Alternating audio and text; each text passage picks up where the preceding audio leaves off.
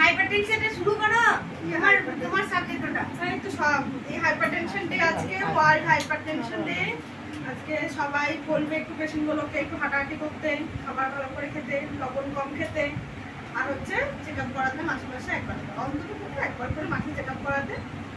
আর সব পেশেন্টগুলোকে একবার করে বলে দেবে যে যারা মাটি ঘাটে কাজ করছে এবং রোদে গরমে লবণ চিনির জল যেন একটু করে খায়, বেশি লবণ চিনি যেন না খেয়ে ফেলে আবার।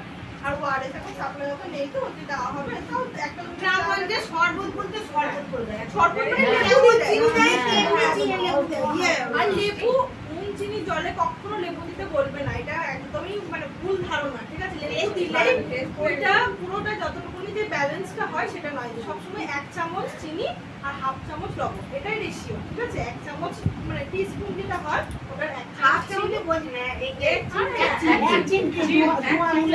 যদি লবণটা একটু মানে যাদের প্রেশার নেই তাদের যদি লবণটা একটু বেশিও খায়, এই গরমের দিনে যা ঘাম হচ্ছে ঠিকঠাক, ঠিক আছে? লেবু যেন কেউ না দেয়, ওটা টেস্ট হয়ে যায়, তখন দরকার নেই ওটা, তখন পুরো যে গুণাগুণটা আছে সেটা একটু নষ্ট হয়ে যায়। আর ভাবে ভাবে কি বললাম যে ভয় লাগছে, পটপট করছে, আমাদের পুরো বন্ধ হয়ে গেল, পটপট পড়েছে না। তনু একটা ওই আয়ুর্বেদিক একটা শরবত খাইছিলাম, একটা আমার হেভি লাগে, জল আমারও তাই ঘরের মধ্যে থাকে, আমি খেতে পারি না, টক লাগে খুব আমার। না শুধু খাবে কেন? তাহলে লেবুটা খাবো না বলছো? হ্যাঁ ভাতে খাবো অবশ্যই, কিন্তু ওই শরবত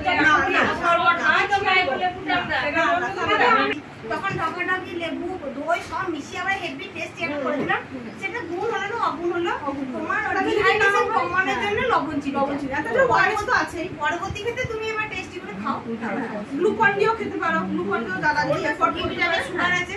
হ্যাঁ না নরমাল গ্লুকন ডি খেলে চলে, একদম নরমাল সাদা গ্লুকন ডি, যে কোনো ফ্লেভারের খাওয়া মানে সেখানে চিনি থাকে, যদি নরমাল খাও তাহলে কোনো কিছু অসুবিধা হবে না, সাদা গ্লুকন ডিটা সেটা খেলে কোনো অসুবিধা হয়।